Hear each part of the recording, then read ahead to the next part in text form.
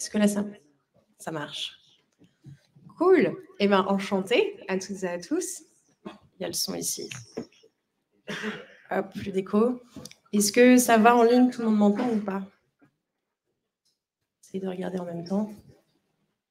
Parce que oui, pour information, le meet-up de ce soir est en live stream sur Twitch actuellement et il sera disponible aussi en replay plus tard. On a le petit espoir de réussir à l'emmener outre-Atlantique. On verra bien. Je suis ravie de vous accueillir ici. J'ai une petite question, juste pour savoir, pour démarrer. Pour qui c'est la première fois au Meetup No Code à Nantes, éventuellement? Je partage aussi...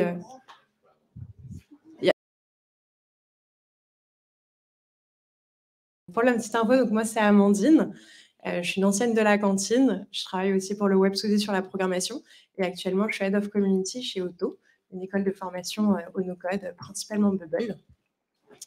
Et je suis ravie de vous accueillir ici pour ce 6e Meetup No-Code à Nantes avec une édition spéciale Notion. Un grand merci d'ailleurs à Camille, qui est Community Lead Notion France. Je vous mets là une petite photo juste pour le plaisir. On finit à chaque fois les meet-up avec une petite photo de groupe. Donc ça, c'était le dernier meet-up chez The Tribe avec l'équipe de XAR. Et donc ce soir, un grand merci donc à Camille de Notion qui sponsorise la soirée. En partie, c'est grâce à eux que vous aurez un petit apéro après. On aime toujours ça bien. La petite bonne nouvelle du soir, c'est que c'est un super apéro original sans alcool. Je sais que vous adorez ça. Voilà, on balance la bombe maintenant, on s'en débarrasse. Préparez-vous. Un grand merci aussi à Didier d'Akeneo qui nous accueille ce soir dans ces magnifiques locaux. C'est une belle upgrade, je trouve, à chaque fois. On a toujours des lieux plus cool. C'est top. Je ne sais pas trop si sur le stream ça se voit, mais on est dans un super local pour la soirée. Et un grand merci encore à Théo qui, comme à chaque fois, s'occupe du live stream sur la partie technique. Il est dans le fond là-bas.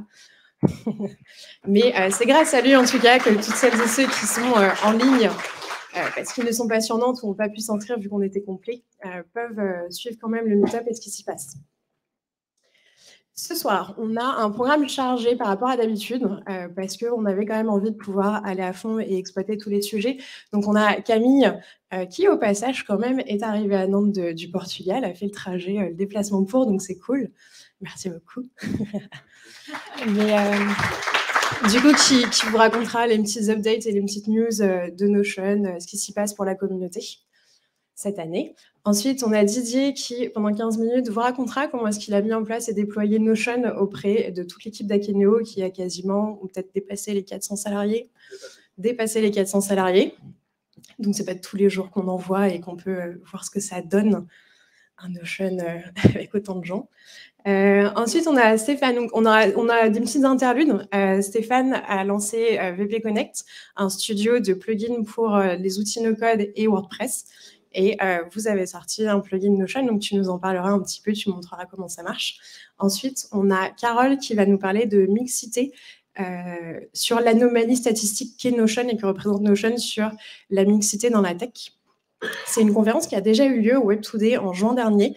Elle n'était pas captée et plein de gens n'avaient pas pu la suivre. Donc, on s'est dit que ce soir, c'était l'occasion, puisqu'elle avait été très, très demandée, de pouvoir la refaire et de pouvoir la capter aussi au passage pour la rendre accessible au plus grand nombre.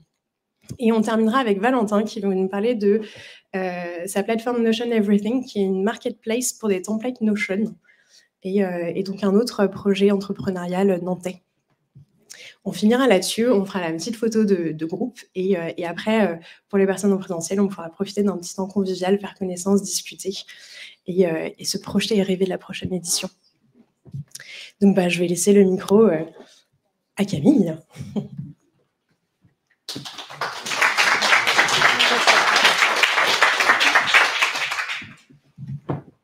Théo, tu me vois là ou pas? Ok. Vu que je suis petite, je ne vais pas trop me mettre derrière.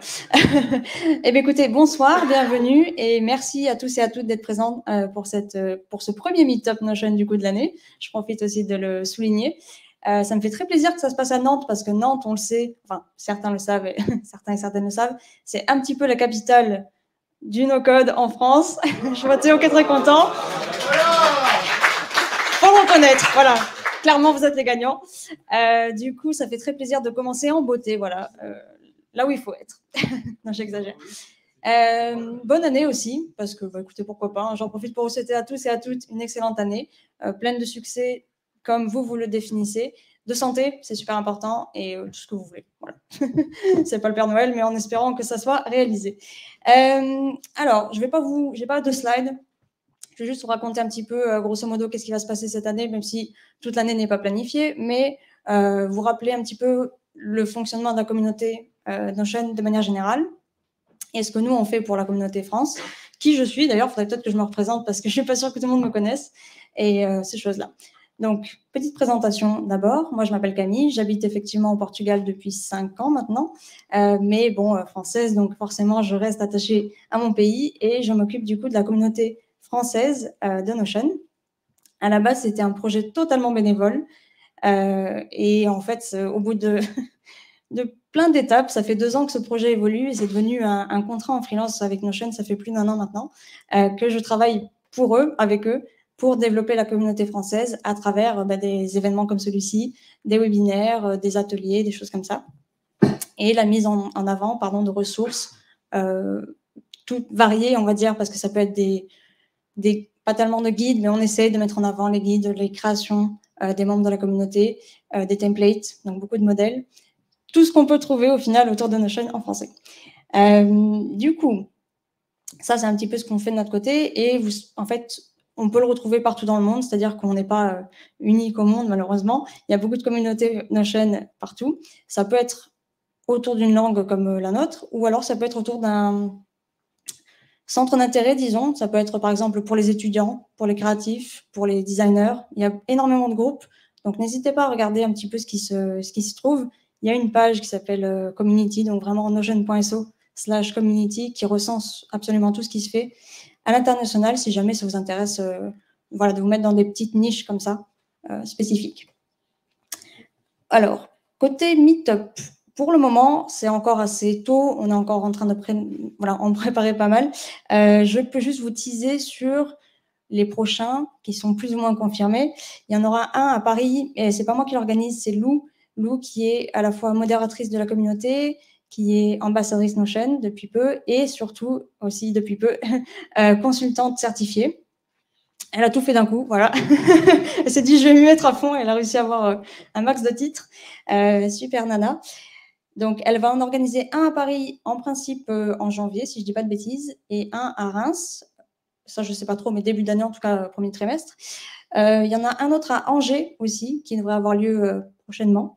Et pour ma part, j'en organise un à Montpellier en mars. La date est à confirmer, mais en tout cas, ça sera en mars. Et après, j'aimerais continuer à en faire un petit peu partout en France. Donc, n'hésitez pas si vous avez des suggestions, si jamais vous voyagez et que vous, je sais pas, vous vous dites, OK, j'en veux un autre dans telle ville, dites-moi. Je prends toutes les suggestions.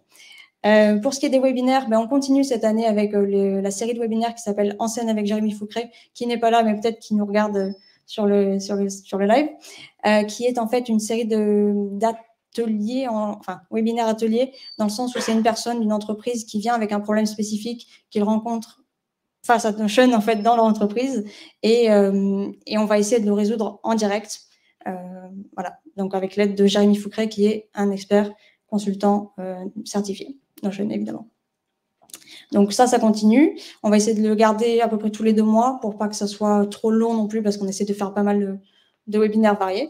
Il y en aura aussi d'autres comme ce dernier, mais on aimerait bien changer un petit peu de format. Donc, si jamais vous avez des idées et si jamais vous voulez participer à des webinaires, parce que je ne sais pas si vous avez vu, mais l'an dernier, on en a fait une quinzaine au moins sur des sujets vraiment variés. Ça peut être du design, ça peut être du design, ça peut être du product management, ça peut être vraiment tout et n'importe quoi sur les différentes applications de Notion au final et les différentes utilisations. Et pas mal d'utilisations perso aussi, si jamais ça vous intéresse. Et donc, si jamais vous voulez participer, encore une fois, n'hésitez pas à me contacter et puis on met ça en place.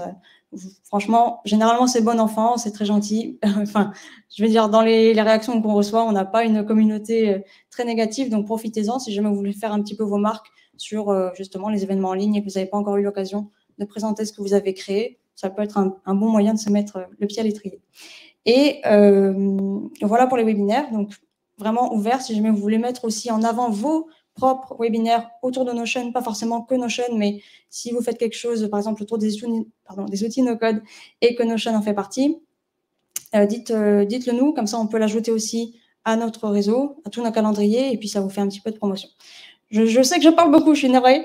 Je vais juste arrêter d'ici peu. Je vais vous dire juste, soyez conscients qu'il y a vraiment beaucoup de choses qui se passent dans l'écosystème Notion. Il y a des programmes de certification, il y en a 3 actuellement, dont un qui vous donne vraiment un niveau de certification élevé et qui vous permet, en tant que consultant ou consultante, d'avoir accès de la part de Notion à des leads qualifiés et évidemment à toutes sortes de ressources variées. Donc, si jamais ça vous intéresse, renseignez-vous.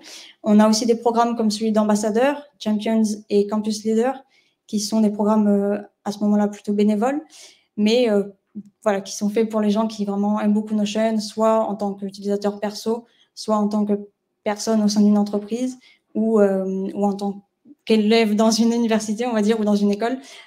Si vous faites partie un petit peu de ce genre de profil, il y a des programmes qui sont dédiés pour vous et qui vous donnent droit, du coup, en retour d'une petite participation, on va dire, sur quelques heures, on va dire, dans le trimestre ou quelque chose comme ça. J'essaie de généraliser, mais chacun a ses spécialités.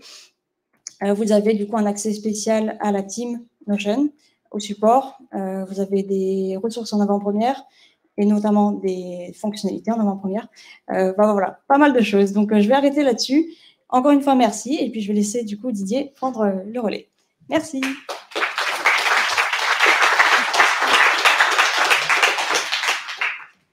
Merci.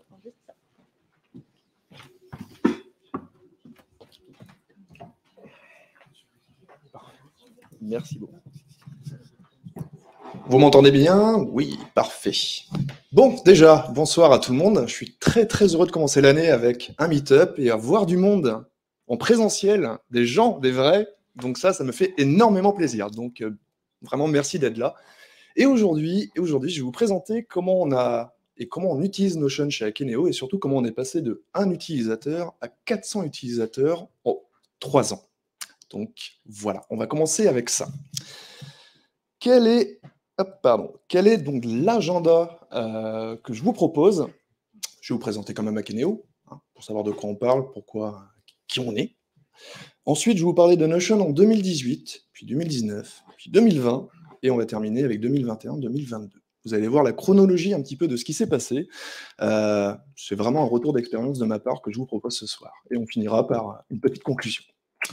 Mais avant tout ça, je vais commencer par vous expliquer qui je suis. Donc, je suis Didier Karoff, je suis VP Engineering chez Akeneo, donc je suis en charge de l'équipe technique. Aujourd'hui, Akeneo, c'est plus de 400 personnes, l'équipe technique, c'est plus de 100 personnes, donc ça commence à faire une grosse équipe. Avant Akeneo et avant d'être VP Engineering, j'ai occupé plusieurs postes chez Voodoo, où j'étais engineering manager, j'étais également directeur technique chez OVH, une société que vous devez connaître, et puis SRE manager, team lead, développeur, évidemment, j'ai commencé par là. J'ai 20 ans d'expérience dans l'IT aujourd'hui, donc voilà, forcément, j'ai fait quelques sociétés. Si vous voulez me retrouver, Twitter avec quoi de neuf, puisque je suis breton, je viens du Brest, LinkedIn avec Didier.Karoff, très simple, et également, autre chose, j'anime un podcast qui s'appelle le Beer and Tech, donc n'hésitez pas non plus à aller écouter le Beer and Tech, j'espère que ça vous plaira. On reçoit des spécial guests, comme on dit, et des gens de différents horizons toutes les 2 semaines, donc voilà, un peu de pub, mais n'hésitez pas. Et pour terminer, vous avez également des articles que l'on publie, que je publie, que ce soit sur Akeneo Labs, The Startup ou également Geek Culture. Donc pareil, si vous êtes amateur de lecture, n'hésitez pas. Bien, cela étant dit, Akeneo, c'est quoi? Akeneo, je vais être rapide. Akeneo et notre vision donc avec Akeneo, c'est de faire en sorte qu'on ait une gestion de catalogue produits et que vos produits soient vendables. Et donc on a toute une expérience là-dessus, de PIM, bref, je pourrais en discuter pendant des heures, mais comme dit, je ne vais pas trop me pencher là-dessus. Akeneo, gestion de catalogue produits, gestion de produits. Et pour vous donner quelques chiffres également sur Akeneo, donc aujourd'hui, on est plus de 410 personnes au global, donc c'est assez énorme. On est présent à Boston, évidemment à Nantes, également présent à Londres, Paris, etc., donc dans de nombreux offices. On a aussi une édition qui est la Community Edition, donc une édition open source, qui compte plus de 3000 membres aujourd'hui, donc ce qui est aussi assez impressionnant. Et vous le voyez aussi également, un nombre de téléchargements de notre application de l'ordre de 80 000, ce qui est également un gros chiffre. Et nous avons aujourd'hui, en termes de Edition Customer ou Enterprise Edition Customer, donc des entreprises, donc des éditions payantes, plus de 700 clients donc chez Akeneo. C'était pour la présentation Akeneo. Maintenant, on peut passer donc à ce qui nous intéresse, ce qui vous intéresse, je pense, c'est Notion et qu'est-ce qu'on a fait avec Notion. Alors, pour commencer mon histoire, je vais vous expliquer comment j'ai découvert Notion également. C'est, je pense, pas inintéressant. Donc, moi, je ne le savais pas, mais Notion, en réalité, c'était créé en 2013. Et en réalité, moi, j'ai découvert Notion en 2018. Et j'ai découvert Notion en 2018. Alors, je ne sais pas si la raison est exacte, mais en tout cas, c'est la première release officielle de Notion 2.0 en mars 2018. Et étonnamment, en novembre 2018, j'arrive chez Voodoo, on me parle de Notion. Et on m'en parle beaucoup. Et c'est là où j'ai commencé à découvrir l'outil, à utiliser l'outil. Et cet outil m'a fait penser à quelque chose très rapidement. Et c'est la chose suivante. Ça m'a fait penser à Slack. Et pareil, pour ceux qui ont connu l'arrivée de Slack dans les entreprises, et en fait, Notion est arrivé un peu de la même manière. Comme on dit, c'est arrivé du terrain. C'est les gens qui ont amené l'outil, qui l'ont adopté et qui l'ont proposé à différentes personnes, et ça a pris de l'ampleur et de l'adoption de cette manière. Donc, assez impressionnant de voir et de se dire que si si Notion suit la même trajectoire que Slack, il y a de beaux jours devant lui. Donc du coup, ça, c'est 2018. Pareil, je change de société et j'arrive chez Akeneo. Forcément, j'arrive chez Akeneo avec Notion, hein, évidemment. Donc, en arrivé en juin 2019, j'arrive, j'utilise Akeneo et évidemment Notion pour faire ce que l'on appelle des glossaires. Parce que moi, je découvre ce monde, hein, du PIM, des produits, donc tous les acronymes que vous pouvez voir, moi, je ne les connaissais pas. Donc, du coup, je me fais juste un petit glossaire pour moi, et je mets ça dans Notion, tout bêtement.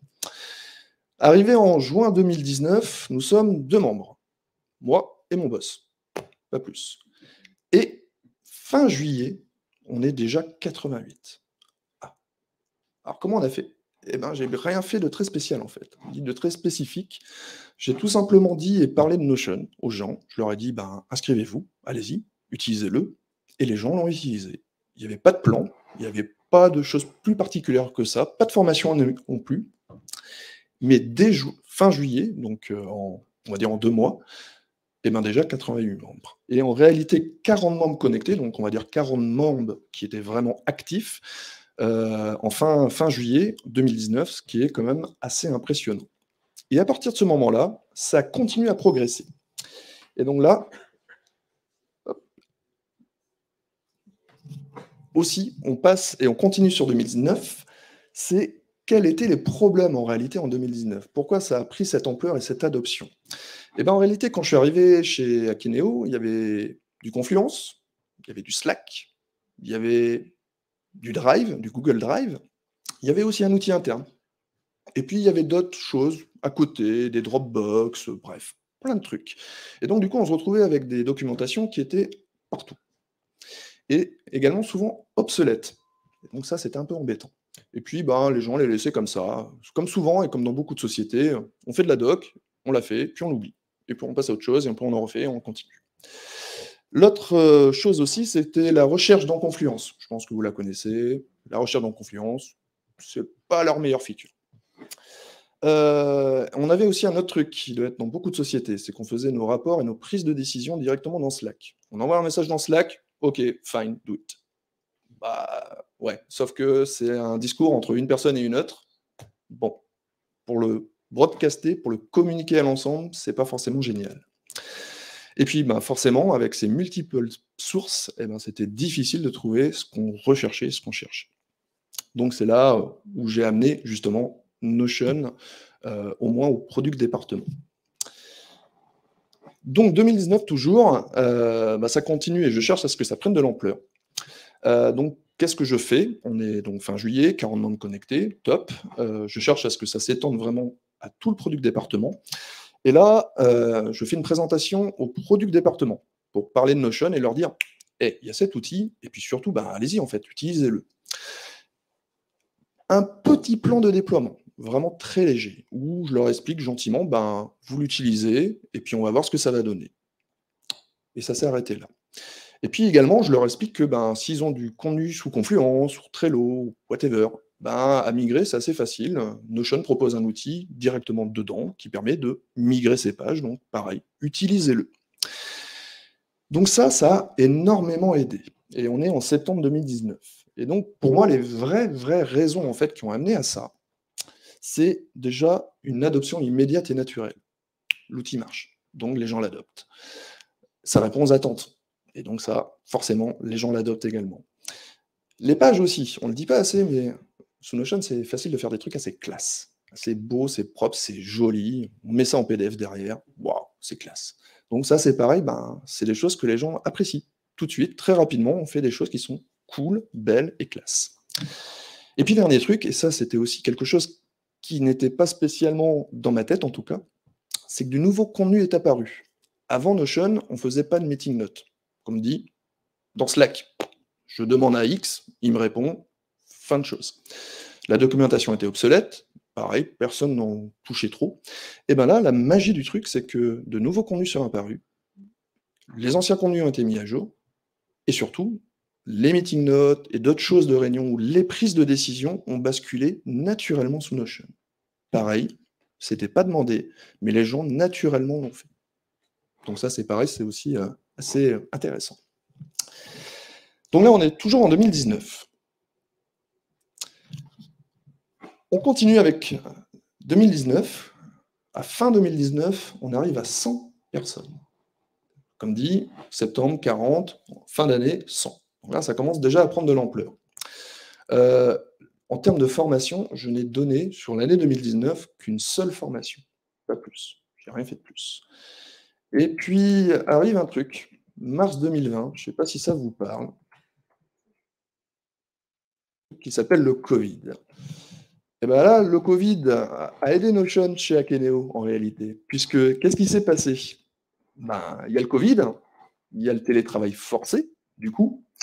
Donc on doit avoir un outil, un vrai outil asynchrone, qui permet justement de pouvoir communiquer typiquement sur le Covid, c'est quoi les bonnes choses, c'est quoi nos outils, c'est quoi les bonnes pratiques, comment vous pouvez nous aider là-dessus.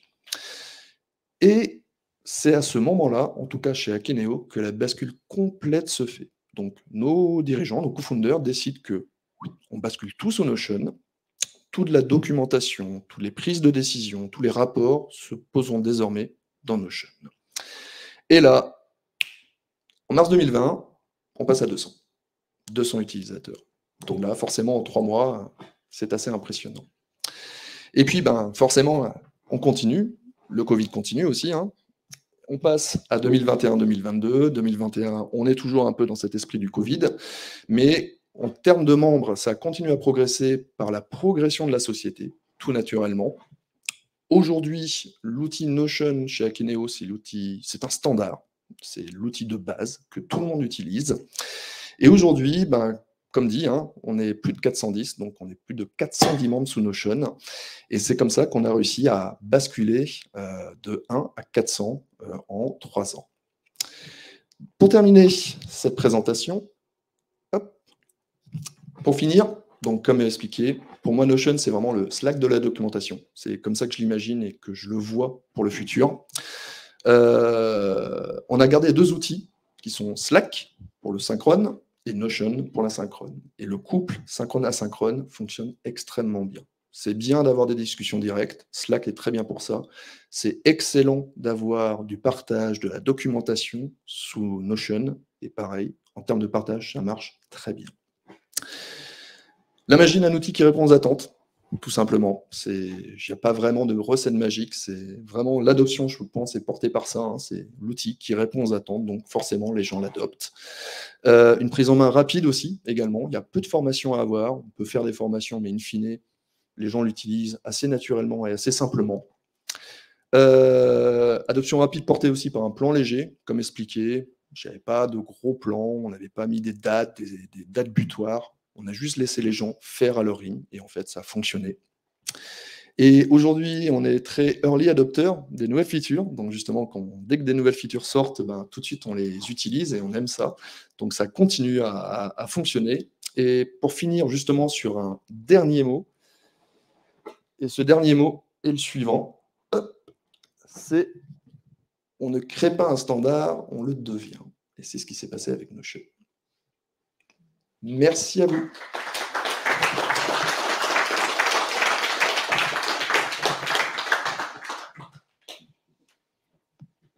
J'étais pas trop long? On va pouvoir prendre quelques questions si jamais certains en ont. Ah oui. Alors, pour info, pour les questions, du coup, il va falloir que tu les répètes dans le micro pour que le stylo puisse s'entendre. Bien sûr. Allez, allons-y. Tu disais qu'il n'y a pas peu de prévention effectivement pour prendre en Notion.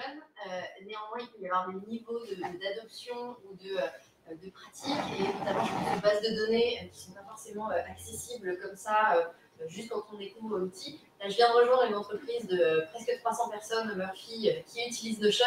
Et je vois qu'en fait, c'est surtout des pages dans des pages, dans des pages, dans des pages, dans des pages. Et je me posais la question de comment on peut créer un onboarding sur Notion qui ne soit pas trop lourd, mais en même temps qui permette de comprendre quand même quelques subtilités qui aident à la structuration de sa pratique.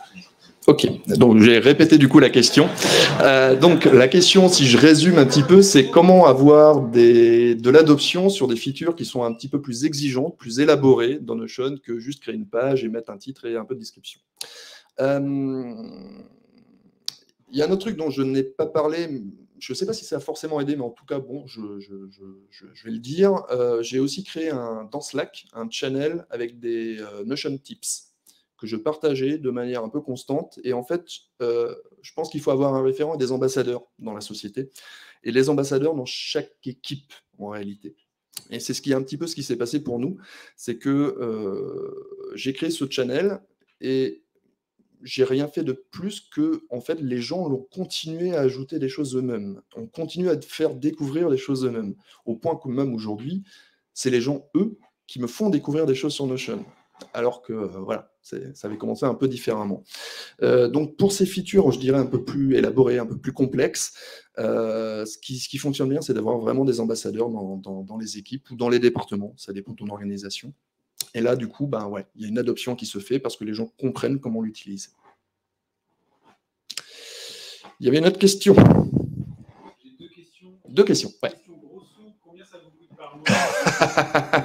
Et question continuité de service. Ouais.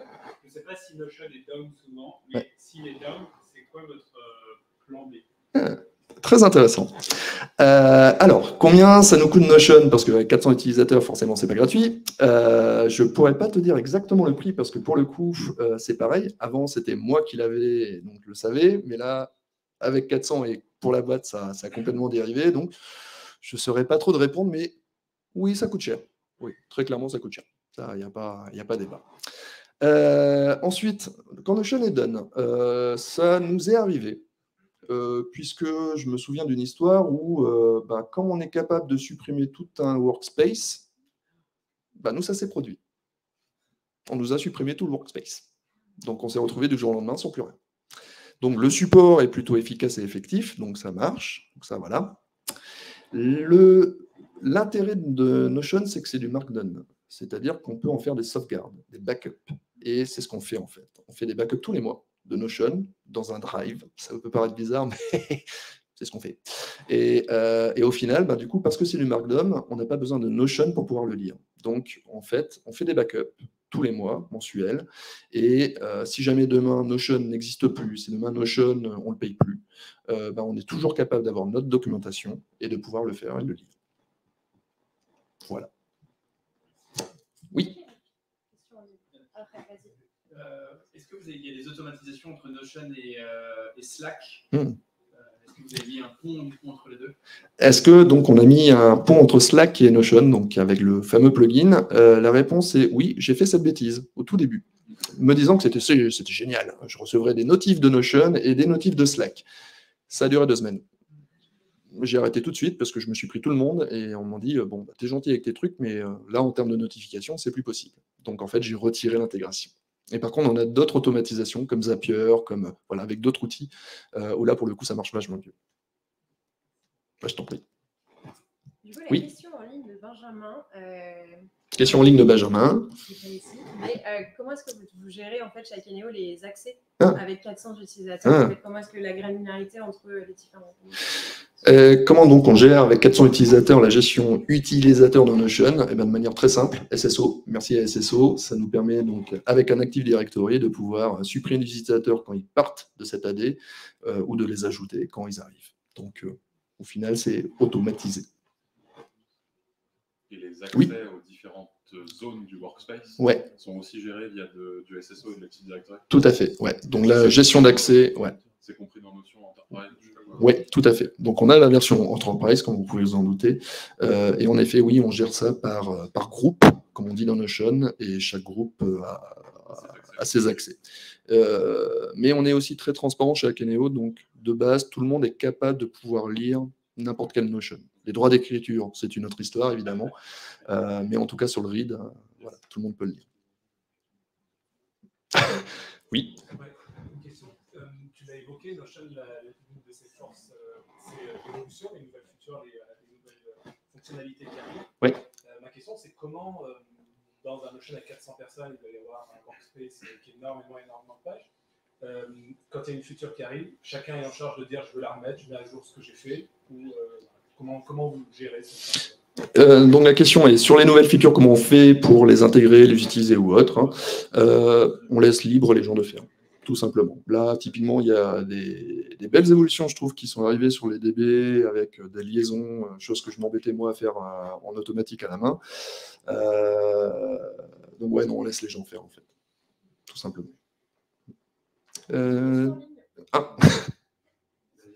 J'arrive après.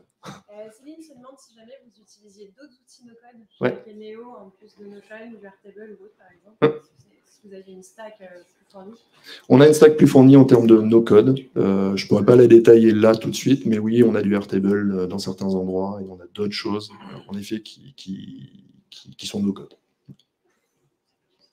On va prendre une dernière. Parce que je l'ai zappé 2 fois, donc oui. Comment vous avez appréhendé la sécurité des données, de la documentation en ligne, sur un Notion, online, sur un cloud? Très très bonne question.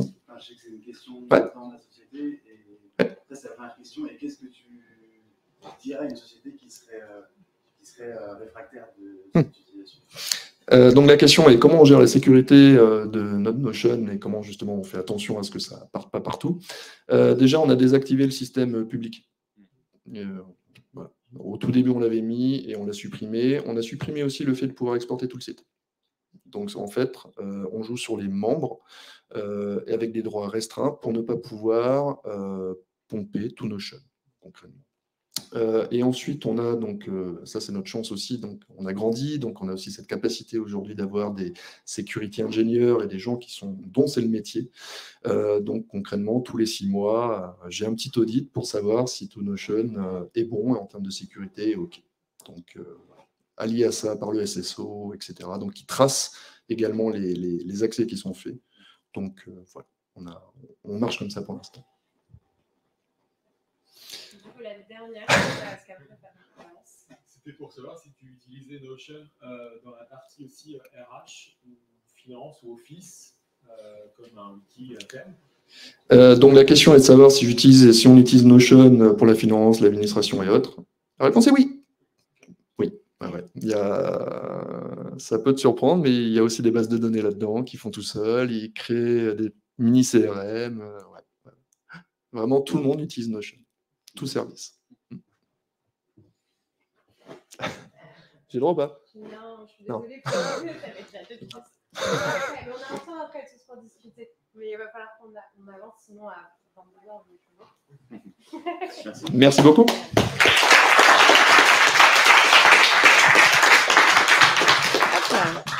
Et bien du coup, on va pouvoir passer à Stéphane. Hop là. Tiens. coup. Allô? C'est bon. Bonjour à tous. Non, c'est pas moi ça. Pas toi. Alors, toi, tu es là. Oui, je suis là. Voilà.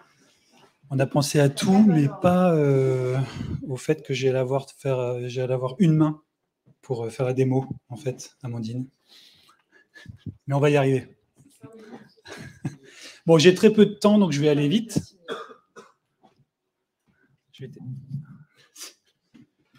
J'ai très peu de temps, donc je vais aller vite. On discutera autour d'un verre sans alcool tout à l'heure. Je vais vous montrer donc un plugin qui connecte WordPress à Notion, et plutôt de Notion à WordPress. L'idée, c'est de récupérer du contenu de Notion et de l'afficher dans WordPress. Donc, pour ça... C'est pas bien. C'est pas grave. Tu as enlevé le tien juste avant, c'est bien.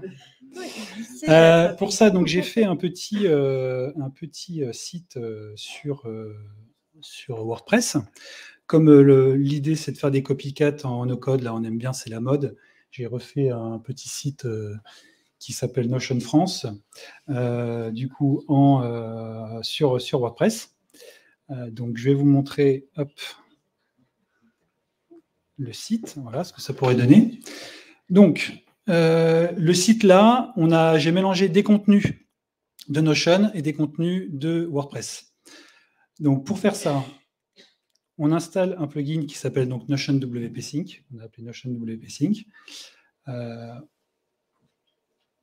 Et ça marche sous forme de connexion. Donc, j'ai des connexions ici. Et pour chaque connexion, je vais pouvoir configurer le type de contenu que je veux importer. Donc, je vais donner un nom à ma connexion. Et je vais mettre l'API key que j'aurai évidemment créé dans Notion. Je ne sais pas si vous utilisez cette fonctionnalité d'intégration, mais en tout cas, on peut récupérer très facilement des contenus via l'API en créant une secret token ici. Quand je vais mettre ma secret token, ça va me récupérer directement les bases de données et les pages que j'ai connectées avec cette intégration. Donc, par exemple, ici, si je tape les premiers termes, je ne trouve rien. Voilà, évidemment, l'effet démo. Alors, je vais essayer ici, ça va peut-être plus marcher. Voilà. Donc ici, c'est des pages que j'ai connectées directement depuis Notion avec l'intégration. Je vais ensuite pouvoir dire sous quelle forme je veux récupérer les contenus. Donc là, on va pouvoir utiliser donc, ce qu'on appelle un post-type chez WordPress ou en shortcode. Si je prends les post-types, ça va me créer des posts ici, directement dans WordPress. Je vais pouvoir utiliser également les différents types de post-types, donc sous forme d'articles, sous forme de pages, mais aussi sous forme de post-types créés spécialement par le thème que vous aurez choisi.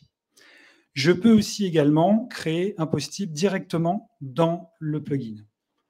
Donc, si je crée ici mon post-type, il va se créer tout de suite directement ici dans le menu. Donc, je vais pas le faire là. Hop, je reviens sur mon post. Je peux décider du statut de la publication. Donc, en publié, en scheduled, en brouillon, en pending ou en privé. Je choisis ensuite l'auteur et je vais pouvoir passer au mapping. Donc là, ça va me récupérer les différents éléments de WordPress, de Notion, pardon. Donc là, comme c'est une page, je vais récupérer uniquement le contenu. Je peux récupérer également la cover. Je peux récupérer également l'icône de la page Notion. Je peux utiliser aussi l'icône sous forme de file ou d'icône, et évidemment le titre. Une fois que j'aurai choisi ici les champs que je veux mapper, je peux choisir du côté WordPress à quoi je veux les linker. Donc côté WordPress, c'est pareil, on va pouvoir lier le titre de la page au titre, prendre le contenu de la page et le lier au contenu de la page de WordPress, et je vais pouvoir comme ça continuer les différents mappings, notamment ici. Voilà, ça c'est un mapping de base, le titre, le contenu et la photo. Ensuite, je vais choisir la stratégie de synchronisation. Je vais pouvoir dire est-ce que je veux ajouter, mettre à jour et supprimer? Est-ce que je vais pouvoir juste ajouter et supprimer, ajouter et mettre à jour, ou juste supprimer? Donc juste ajouter, pardon. Si je choisis les trois, évidemment, si je supprime une page ou un contenu dans Notion, ça sera supprimé à la prochaine synchronisation dans WordPress. Le trigger, c'est soit manuel, soit en récurrent. Je vais pouvoir choisir ici une fréquence, en fait, donc par jour, une fois par heure, etc. Toutes les 10 minutes, toutes les 5 minutes. Et je vais aussi pouvoir utiliser un webhook ici pour le mettre, par exemple, chez Make ou chez Zapier pour la synchronisation instantanée.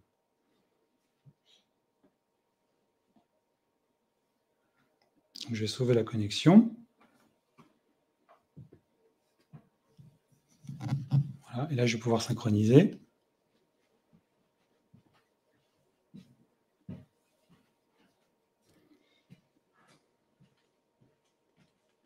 Donc, ce que j'ai fait, c'est que j'ai été chercher ma page, cette page-là, et je l'ai synchronisée ici.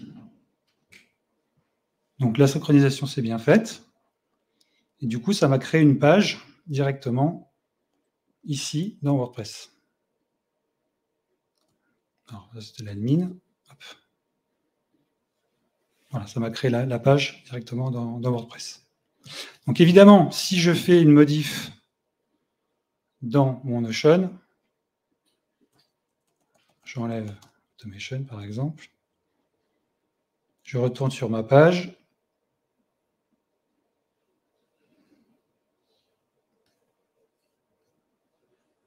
Ça marchera également. Ce que je voulais montrer aussi tout à l'heure qui n'a pas marché, c'était la connexion à la base de données. Donc, je vais prendre un truc qui est déjà fait, parce que sinon, on ne va pas y arriver. Voilà. Donc, les événements. Donc là, j'ai synchronisé des événements. Donc, ma base de données Notion est ici, avec le nom, la date, le type, l'URL, la photo, la date de création. Et j'ai donc mis la bonne API key. Je lui ai dit d'aller chercher la base de données événements. Et j'ai mappé ensuite les champs comme je vous ai montré pour les pages. Donc, le nom, le titre, la photo, le page content, etc. J'ai créé un custom post type directement, comme je vous ai montré tout à l'heure, ici. J'ai créé un post type événement et ça m'a créé ici directement l'événement, la liste des événements avec la synchronisation que j'ai fait tout à l'heure. Donc, quand je retourne sur mon site, j'ai fait un bloc dans Elementor et j'ai appelé tous les événements qui ont été créés par le plugin. Donc, je ne vais pas vous montrer comment ça se passe dans Elementor, parce que j'en aurai encore plus longtemps. Mais ça marche. Ce que je voulais vous montrer également, et après, je pense que ça sera l'heure, c'est qu'on a fait en sorte de pouvoir gérer des shortcodes. Donc, des bouts de code qui appellent des contenus spécifiques dans des pages. Donc, admettons par exemple que j'ai envie d'afficher le pricing plan que j'ai ici dans Notion, dans WordPress. Je vais créer ma connexion.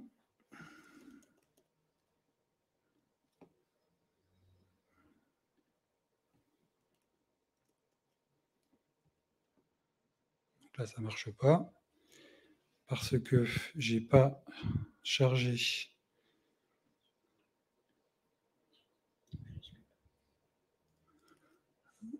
Non, c'est parce que je n'ai pas. Voilà. Donc là, il faut partager en fait la page avec l'intégration que j'ai créée. Voilà. Donc normalement, ça devrait être instantané. Voilà. Donc ça marche plutôt pas mal. Et donc du coup, ici, je choisis shortcode. Et donc je vais pouvoir utiliser ce shortcode dans mes pages. Donc le mapping a été fait directement. Je choisis la stratégie, etc. en manuel pour l'instant. Je publie la connexion, je synchronise.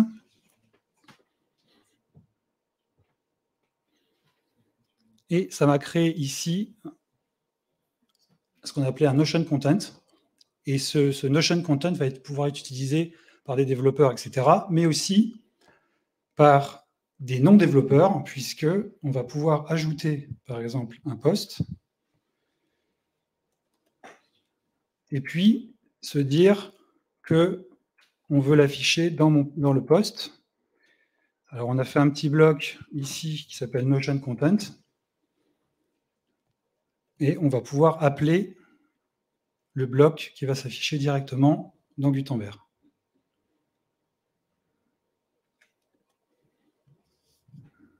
Voilà.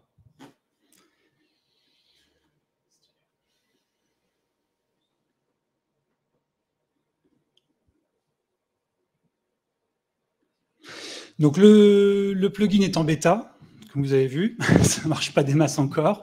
On prévoit de le lancer d'ici un mois. En fait, la base, c'est un plugin qu'on a fait pour Airtable, en fait. Donc là, on a sorti la version pro de RWP Sync qui connecte donc Airtable à WordPress. Et du coup, on s'est dit que ce serait une bonne idée de le faire pour Notion. Donc, on a repris la base de code de Airtable et on a ajouté des fonctionnalités parce que le fonctionnement de Airtable n'est pas le même que Notion. On peut faire beaucoup plus de choses avec Notion. Enfin, c'est pas la même utilisation, mais on peut faire beaucoup plus de choses, notamment dans un CMS comme ça pour WordPress. Donc là, l'idée, c'est que d'ici un mois, on sorte le plugin en version gratuite et en version payante. On a une version gratuite de Airtable vers WordPress et on aura une version gratuite de Notion vers WordPress avec une version payante qui aura à peu près toutes les fonctionnalités là que je vous ai montrées. Et quand ça marchera, on pourra le sortir. Voilà.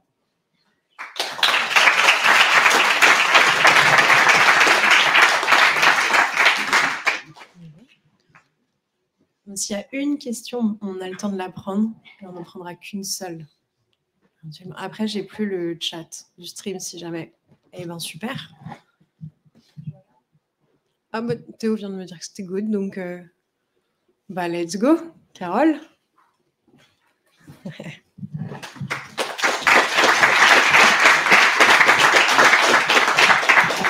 T'as besoin d'un bec de signe aussi ou pas? Hein? Non, je pense que ça devrait aller. Alors attends, c'était pas ça le début. C'est pas du tout le début de la phrase. Voilà.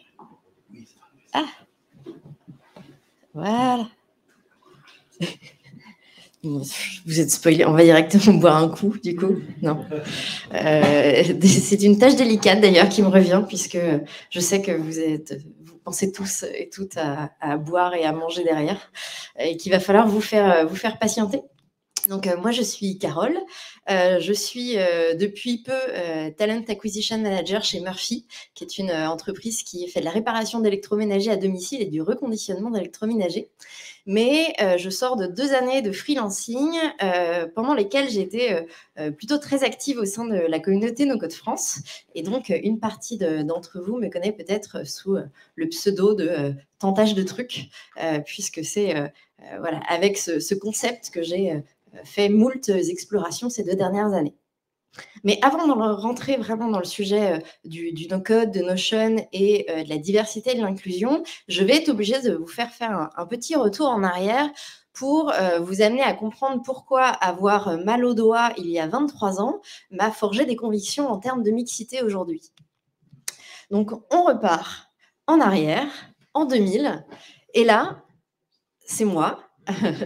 J'ai 15 ans, je viens de découvrir le punk rock et j'ai toute la panoplie qui va bien avec, donc le rat et le magnifique sweatshirt Lagwagon à capuche, un modèle homme taille XL, puisqu'à l'époque, c'était le plus petit modèle disponible sur le catalogue du Goéland. Peut-être que ça parle à certains ou à certaines. Donc, à l'époque, je suis dans une bande de potes, on va à des concerts et surtout, ce que j'observe, c'est qu'il y a beaucoup de groupes qui se montent autour de moi parce que le punk rock, c'est une musique qui est réputée comme facile d'accès. Il n'y a pas besoin d'avoir fait du solfège, on essaie de maîtriser 2-3 accords et puis on peut se lancer et monter des groupes. Il se trouve que moi, j'adorerais participer à un groupe, mais personne ne me propose. Pourtant, c'est pas faute de chanter plus fort que la chénifie pour essayer de montrer que je suis extrêmement motivée. Mais il se trouve que je ne sais que chanter. Donc, j'ose pas forcément aborder le sujet de façon très frontale. Je finis par me dire que, puisque ça a l'air si facile, je vais me mettre à la guitare, je prendrai un petit peu d'autonomie et à ce moment-là, je pourrai aller voir mes copains et leur demander s'ils veulent bien monter un groupe avec moi. Il se trouve que je n'ai personne dans mon entourage, dans ma famille qui fait de la musique. Donc, mon premier réflexe, c'est d'aller chez Michno, le magasin bien connu de la place nantaise, où un gentil vendeur me conseille une gratte acoustique premier prix, avec laquelle je repars du magasin pleine de beaucoup de motivation. 6 mois plus tard, j'abandonne. Parce que 6 mois plus tard, je maîtrise à peine un petit bout de Nothing Else Matters de Metallica et un petit bout de Hélène de Rock Voisine. 2 morceaux dont j'avais réussi à télécharger les tablatures sur Internet. Oui, parce qu'il y avait quand même déjà Internet, hein, je vous rassure. Et surtout, au-delà de ces avancées somme toute assez modestes, j'avais extrêmement mal aux doigts à force d'appuyer sur les cordes de cette guitare acoustique. Et j'avais une tendinite parce que voilà, j'ai des mains d'enfant de 6 ans et j'étais obligée de me contorsionner pour atteindre les cordes du haut. Le problème, c'est que pendant ces 6 mois, j'ai jamais osé en parler à mes potes parce que, à force de les entendre dire que c'était si facile, bah moi, je me sentais juste complètement nulle et complètement chochotte avec mes doigts qui me faisaient mal. Donc bah, finalement, j'ai pas appris la guitare, j'ai pas monté de groupe, le temps est passé, j'ai rencontré mon premier copain qui n'écoutait pas de punk rock, donc moi-même j'ai arrêté d'en écouter, arrêté à des concerts, j'ai rencontré celui qui deviendra mon mari, qui lui écoutait de la musique électronique et la pratiquait à un niveau international, donc vous imaginez bien que au bout d'un moment ça devenait carrément saugrenu d'imaginer moi-même avoir une activité artistique à côté et avoir 1 puis 2 enfants n'a sans doute pas aidé non plus. Parce que j'ai bien envisagé en 2016 d'aller voir NoFX, qui était mon groupe fétiche d'adolescente qui passait à Stéréolux. Ça paraissait un petit peu incontournable, mais j'étais enceinte de 7 mois et demi. Alors évidemment, c'était quand même beaucoup plus raisonnable de rester à l'écart des pogos. Donc il a fallu finalement attendre 2018 pour que, une fois revenue habiter à Nantes, une fois que mon deuxième enfant a eu 2 ans, je vois passer une affiche du Hellfest et je me dis que là, quand même, j'ai plus d'excuses, donc je vais me bouger et je vais y aller. Ça fait belle lurette que j'ai plus de réseau amical dans le milieu du punk rock, mais à force de discussion, je trouve un papa de l'école qui est métalleux et avec qui je peux covoiturer. Une fois arrivée sur place, c'est un choc. Parce que déjà, je me demande comment j'ai fait pour rester éloignée des concerts aussi longtemps. Et aussi parce que je vois énormément de femmes autour de moi. Mais énormément de femmes dans le public. Toujours pas sur scène. 18 ans plus tard, il n'y a toujours pas de femmes sur scène. Et je me dis qu'on a sans doute été beaucoup de femmes à manquer de volonté pour en être arrivées à ça finalement 18 ans plus tard. Et si je vous parle de punk rock, c'est parce que quand j'ai rejoint la communauté No Code France fin 2020, j'ai eu une petite impression de déjà-vu. À l'époque, je commençais déjà à entendre cette petite musique qui disait que le no-code, c'est facile, le no-code, c'est accessible, le no-code, c'est inclusif, donc par défaut, et ça va permettre à des masses de personnes éloignées de la tech de venir développer leur propre projet numérique. N'empêche que, à l'époque, et finalement encore ce soir, je me suis amusée à faire le calcul, on est 9 femmes sur 37 personnes présentes dans la salle, je voyais quand même énormément d'hommes blancs, à peu près dans les mêmes catégories d'âge, et finalement pas tant de diversité que ça. Donc j'ai commencé à partager ce constat, parfois un peu à casser l'ambiance, mais j'ai eu aussi la bonne surprise d'être écoutée. Donc, Ici, je vous présente une autre illustration au-delà de la fréquentation de ce meet-up, puisque à l'époque, on n'avait pas encore de statistiques au sein de la communauté No Code France, mais on pouvait déjà observer donc, les prises de parole, les figures d'expertise, et quand on prend en compte que ça soit les participations à des événements, notamment le fait d'être sur scène à ces événements, la participation à des podcasts, la participation à des webinars, ou au channel autopromotion du Slack No Code France, eh bien, on retrouve quand même des proportions de femmes qui ne sont pas si importantes par rapport au milieu de la tech ou du code de façon générale. Et si, au-delà des figures d'expertise, on s'intéresse au vivier de pratiquants et de pratiquantes, il y a une première enquête qui a été faite par l'association No Code France cet été, et sur 375 répondants et répondantes, donc par rapport à un Slack qui compte aujourd'hui, je crois, plus de 8000 personnes, on a 33% de répondantes femmes. Donc là encore, on est effectivement sur des proportions un petit peu plus importantes que les figures d'expertise, mais on n'est pas dans une arrivée massive de figures féminines telles qu'on peut l'entendre ou le fantasmer parfois. Et c'est ça qui m'a surpris quand, début 2022, donc il y a tout juste un an, j'ai vu passer une vidéo de Vince, qui a la chaîne YouTube Creacity, qui présentait une vidéo pour présenter 4 expertes et 4 experts Notion francophones à suivre en 2022.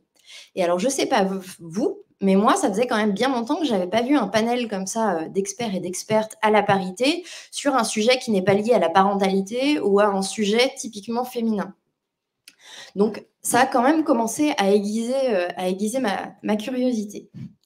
Et puis, à bien y réfléchir, effectivement, sur le Slack No Code France, il y a un channel qui est dédié à Notion, mais Notion dispose donc de sa propre communauté francophone qui a donc été créée par des créatrices et est animée, modérée en grande partie par des modératrices, qui présente sur sa page d'accueil des experts et des expertes à déjà plus de 40%.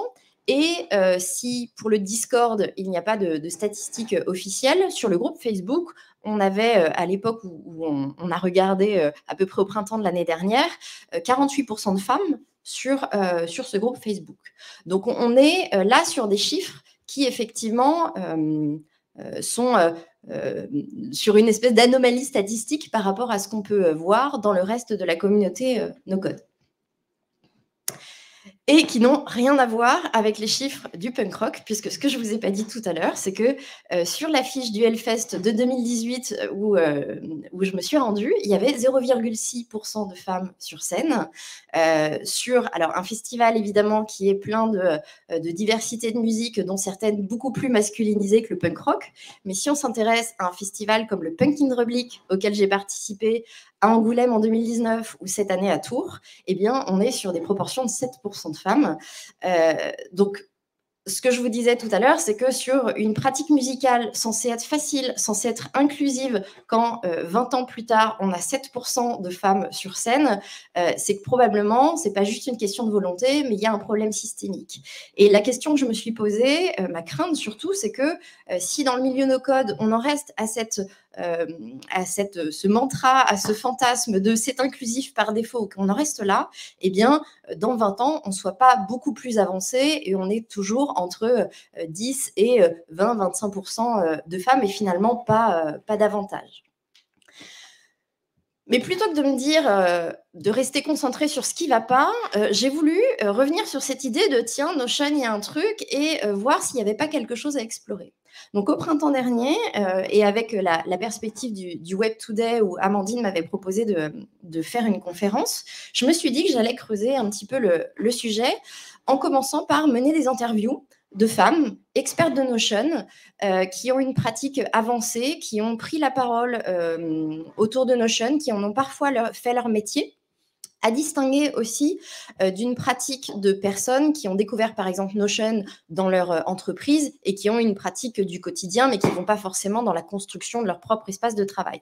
Donc là, on est uniquement sur des expertes vraiment de Notion. Des expertes tout à fait diverses puisqu'elles ont entre 25 et 55 ans. Elles sont localisées aux 4 coins de la France, aux 4 coins du monde. Elles ont des parcours de formation extrêmement différents les uns des autres et des parcours professionnels aussi divers avec des métiers tout à fait originaux parfois. Ce qui pourrait venir valider à première vue l'idée que tout le monde peut le faire. Néanmoins, ça mérite de le nuancer un petit peu parce que au fil de ces 12 interviews, se sont manifestés quand même des éléments de récurrence, des patterns communs que je voulais partager avec vous, à commencer par le fait que de façon individuelle, on retrouve des récurrences en termes de motivation et d'aptitude. Le premier élément, c'est que, en réalité, malgré leur parcours scolaire et professionnel extrêmement différents, elles ont toutes un intérêt hyper ancien pour les outils numériques. Alors, il y en a 2 parmi les 12 qui ont même fait un parcours d'ingénieur et appris l'informatique à l'école, mais en réalité, la plupart ont monté un blog à l'adolescence, ont monté des forums, ont fait des sites avec WordPress, ont manipulé un petit peu de code pour divers projets. Elles ont toutes un intérêt particulier pour des outils d'organisation, de productivité, et elles les testent quand ils sortent. Elles ont été hyper loin dans le CRM ou le RP de leur boîte. L'une d'elles, la plus âgée, me disait qu'elle avait été la première à manifester de l'intérêt pour la machine électronique, la machine à écrire électronique de sa formation de secrétaire. Et même une, peut-être que ça parlera à certains ou certaines, me rappelait avec des étoiles dans les yeux la décharge d'adrénaline que provoquait le bruit du modem chez ses parents à l'adolescence. Donc toutes, en fait, sont intéressées par les outils, sont passionnées depuis bien plus longtemps que la découverte de Notion, bien plus longtemps que la découverte du no-code. Et parmi elles, la plupart ont aussi testé, voire pratiquent couramment d'autres outils comme Airtable, Zapier ou Make. Un autre élément à relever mon intérêt, parce que je ne m'y attendais pas du tout, c'est qu'en les interrogeant sur leurs loisirs, sur leurs pratiques par ailleurs, on s'est rendu compte avec les unes et les autres qu'à peu près toutes pratiquaient des loisirs de type DIY, donc do it yourself, de type fabrication de cosmétiques ou de ses propres produits d'entretien, de la cuisine, de la couture, de la photographie, de la fabrication de ses propres carnets.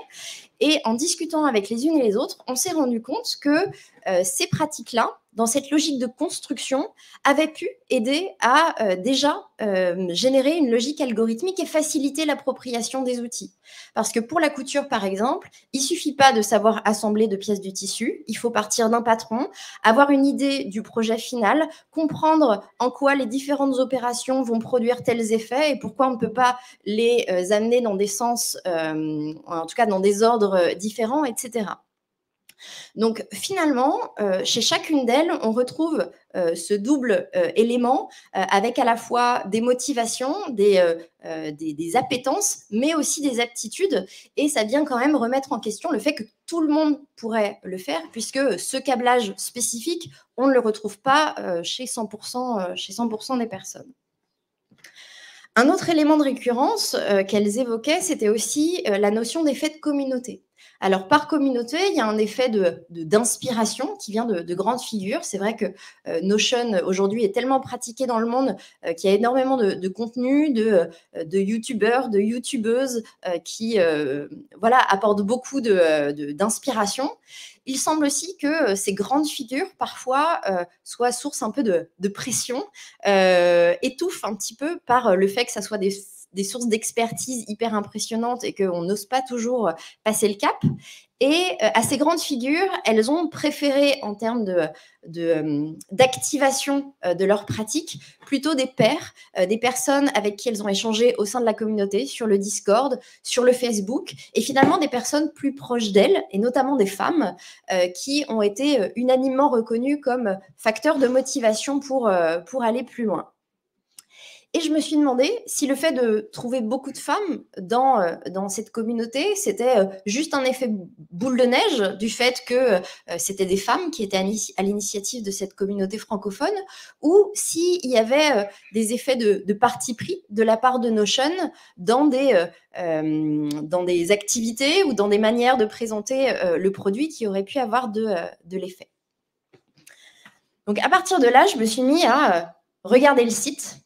Et chose tout à fait surprenante, je me suis rendu compte que sur 30 pages du site web, on avait donc les illustrations que vous connaissez bien.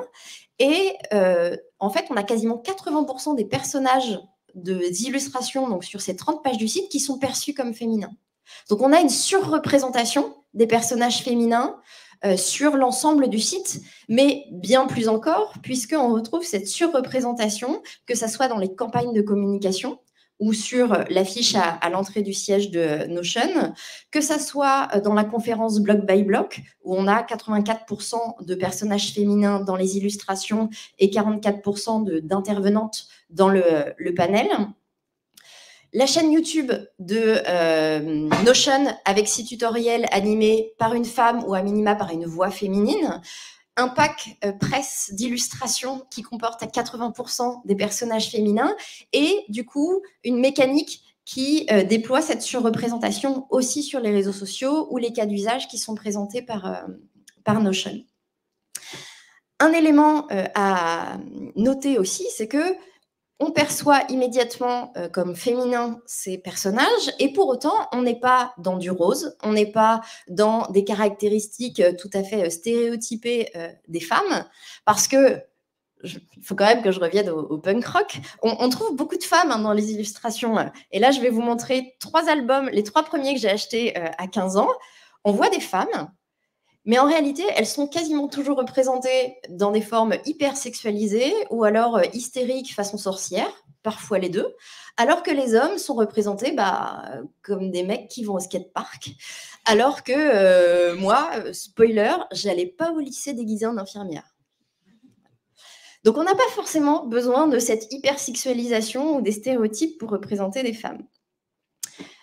On a vu le côté illustration. Il y a aussi une forme de parité, pour le coup, pas forcément de surreprésentation, mais de parité ou de quasi-parité dans le choix des ambassadeurs et des ambassadrices, puisque les ambassadeurs et ambassadrices que j'ai interrogés retrouvaient, en allant chercher dans l'historique de leur nomination, à peu près la parité dans les promotions auxquelles ils et elles participaient. Et sur la page donc, des consultants et consultantes certifiés Notion, au moment de mon enquête au printemps dernier, on avait 46% de femmes. Et là, à la date d'hier, on avait encore 44% de femmes. Donc, tout ça, ça n'est que des observations. On peut émettre des hypothèses par rapport à des liens de cause à effet, mais il ne s'agit pas d'en tirer des conclusions. Pour autant, je trouve déjà intéressant à cette étape-là de se dire, de ces premières observations, qu'est-ce qu'on peut éventuellement tirer comme inspiration pour développer de la mixité dans d'autres communautés, que ce soit no-code ou ailleurs. Et j'aurais envie de retenir 3 grandes orientations, mais que j'ai toutes additionnées d'un astérisque parce que c'est paradoxal, mais parfois on peut bien faire et puis parfois on crée aussi des effets pervers ou en tout cas on a des fausses bonnes idées quand on veut absolument aider et absolument changer les choses. En guise d'illustration et avant de les détailler, je voulais vous donner à nouveau un exemple tiré du punk rock. Ici, une vidéo YouTube qui a été créée par le groupe Guérilla Poubelle qui voulait absolument démontrer qu'il n'y a pas besoin de budget pour faire du punk rock et s'est mis en tête d'aller acheter des instruments avec un budget de moins de 100 € sur le Bon Coin. Ils y sont arrivés, mais ce qu'ils ont réussi surtout à démontrer avec les vidéos et sans s'en rendre compte, c'est que tous les instruments qu'ils avaient achetés étaient défectueux ou bas de gamme et que c'est leur capital culturel issu de leur bonne éducation de jeunes hommes blancs ayant grandi dans les beaux quartiers parisiens qui leur a permis de réparer ces instruments défectueux et qu'en réalité, c'est pas n'importe qui avec 100 € qui peut accéder à ces instruments et pratiquer le punk rock. Donc quand ils énoncent si des idiots comme nous peuvent le faire avec 100 €, alors tout le monde peut le faire. C'est juste complètement humiliant pour les personnes qui n'ont pas réussi à le faire. Donc, pour en revenir aux pistes, la première, ça serait, j'allais dire presque tout simplement, voir et entendre toutes les femmes. Et par toutes les femmes, c'est important de penser à quel rôle modèle on donne en modèle, tout simplement, puisque, comme je le disais tout à l'heure, parfois, avoir des modèles seulement hyper experts, inaccessibles parce qu'à l'autre bout du monde ou carrément mortes, parce que dans le milieu de la tech, des personnages comme Ada Lovelace sont ceux qui reviennent de façon récurrente, et qui peut s'identifier à Ada Lovelace, voilà, qui est quand même morte depuis bien longtemps, eh bien, c'est pas toujours ce qui aide. Donc, parfois, il faut aussi des rôles modèles plus accessibles, et c'est pour ça que avoir des personnes diverses à côté de soi, avec qui on peut échanger des questions bêtes dans sa communauté, ça aide beaucoup. On l'a vu, sans doute qu'en termes d'effet, on n'a pas forcément besoin d'avoir des vraies personnes, et que les représentations graphiques peuvent aider au moins à initier le mouvement, de même que le langage. Alors, je ne vais pas m'étendre ici sur le langage inclusif, mais aujourd'hui, il y a suffisamment de recherches en psycholinguistique qui montrent que ça a une importance pour créer de l'imaginaire, et utiliser le terme de no-codeuse autant que de no-codeur pourrait avoir un vrai effet. Et enfin, ça nécessite des actions proactives, parce qu'il ne faut pas attendre que les femmes viennent à nous, et quand on crée des meet-up, il faut aller les voir de façon proactive. Peut-être si elles disent non la première fois, y retourner et essayer de les accompagner pour qu'elles disent oui. Ça a été mon cas au début. Il a fallu s'y reprendre à plusieurs fois, et maintenant je le fais avec plaisir, et j'encourage les autres à me suivre. Mais ça peut aussi passer par des actions toutes bêtes. Soyez la personne qui va liker, qui va commenter un post, et juste envoyer un sentiment de légitimité à la personne qui l'a rédigé. La deuxième piste, c'est de créer des espaces et de discussion et d'actions safe, donc dans lesquels on peut s'exprimer de façon libre et en sentiment de sécurité. Et ça passe par deux éléments qui peuvent paraître peut-être paradoxales, c'est-à-dire bannir les injonctions de bonnes pratiques et se retenir surtout d'apporter des conseils non sollicités. Et un exemple vaut mieux qu'une explication. On a en haut l'exemple d'un expert Notion sur LinkedIn qui dit que souvent j'entends dire que les formules Notion c'est trop compliqué, ce qui est assez dommage vu qu'on peut faire plein de choses avec en les combinant ensemble, et que si on s'en sert pas, on passe à côté d'une grosse partie de la puissance de Notion. Ok, donc si je les utilise pas, ça veut dire que je suis nulle, ça veut dire que je suis pas à la hauteur. Et le deuxième exemple, c'est un membre du Slack No Code France qui est venu donner son avis dans un canal de discussion non mixte qui était initialement réservé aux femmes, et qui est malgré tout venu donner un conseil sur le fait que ce serait quand même pas mal d'automatiser un élément alors qu'on n'avait rien demandé. Donc, en fait, quand on donne des conseils comme ça non sollicités, en fait, on crée juste un sentiment d'illégitimité en face, et même si c'est bien intentionné, il faut vraiment avoir conscience qu'on va créer un effet qui est peut-être complètement contre-productif. D'ailleurs, à titre d'anecdote, toutes les femmes que j'ai interrogées ont été toutes unanimes sur le sentiment de bienveillance, de liberté dans les échanges qu'elles ont rencontrés dans la communauté Notion. Et puis, indépendamment les unes des autres, en pensant qu'elles étaient seules à penser ça, elles ont mentionné l'intégration de l'API comme étant un point de bascule à partir duquel eh bien, de nombreuses personnes, et notamment des hommes, ont commencé à venir dire quand même, le potentiel de Notion a évolué, peut-être qu'il faudrait faire des automatisations ou faire des choses. Et à partir de ce moment-là, ces femmes qui sont toutes reconnues comme légitimes, qui avaient toutes de la confiance dans leur pratique, ont commencé à se dire en fait, je suis peut-être plus au niveau, j'arrive pas à suivre. Et certaines se sont même mis en recul de la communauté parce qu'elles se sentaient complètement décalées par rapport à ces évolutions. Alors que le principe de Notion, leur baseline, c'est construisez des documents à votre façon. À la limite, ça pourrait être une liste de courses, ça serait OK, autant que faire des automatisations et des bases de données hyper chiadées.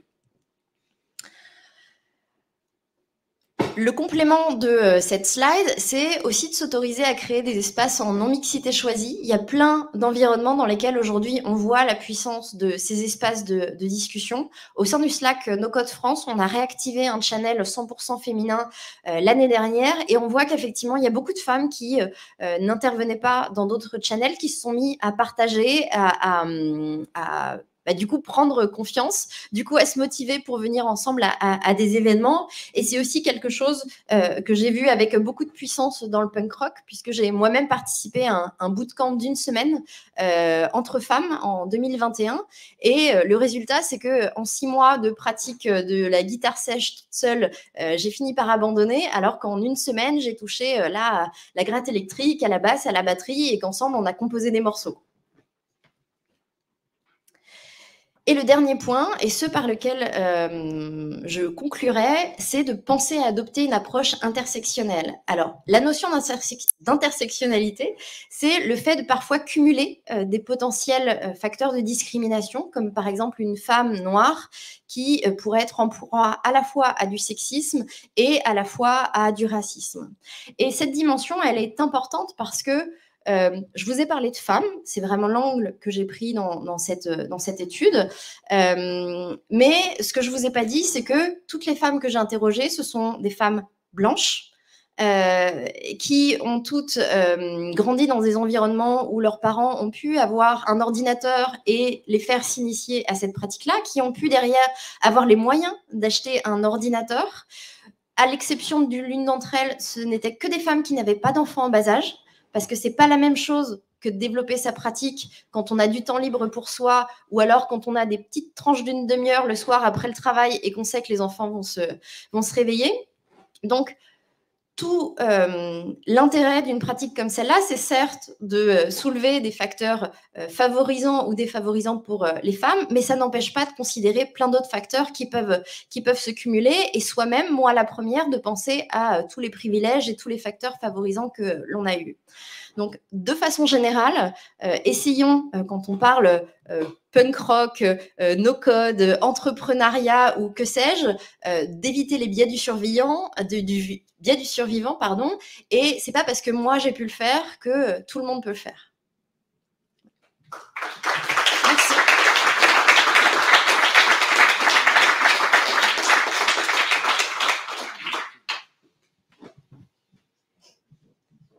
Est-ce que ça suscite des questions, des remarques? Je ne sais pas, le chat peut poser des questions. Est-ce que vous avez éventuellement des questions? Est-ce que tu as pu avoir des informations sur toute la stratégie de communication dont tu parlais? Est-ce que j'ai eu des éléments d'information sur la stratégie de Notion vis-à-vis de ce que j'ai présenté? La réponse est non. Aujourd'hui, je n'ai pas trouvé d'éléments de posture ou de stratégie de la part de Notion.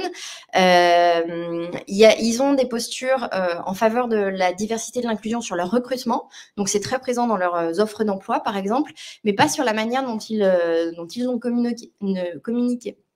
Et j'ai quand même retrouvé, par contre, le fait que c'est un illustrateur qui est à la base de ces illustrations. Donc, une des hypothèses, c'était peut-être c'est une femme, et sans même y penser ou de façon tout à fait discrète, elle aurait pu générer cette surreprésentation, mais a priori, c'est pas ça non plus. Donc, est-ce que c'était conscient ou pas? C'est une vraie question, je serais hyper intéressée de la leur poser. J'ai une question dans le chat de Nicolas.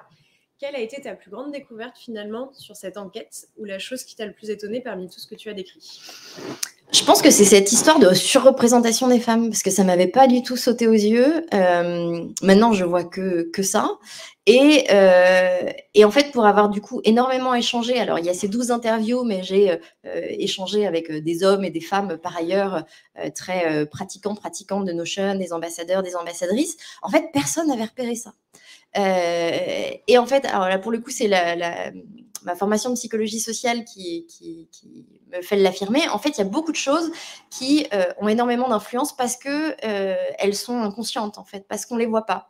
Et je suis assez convaincue, du coup, aujourd'hui, que c'est pas forcément les stratégies les plus visibles, les plus ostentatoires, qui vont effectivement mettre du rose partout, faire des injonctions à « il faut des femmes, il faut des femmes, il faut des femmes », qui vont avoir le plus d'impact. Et c'est plutôt dans le langage, dans les représentations, dans la création d'un imaginaire que l'on va vraiment avoir de l'impact.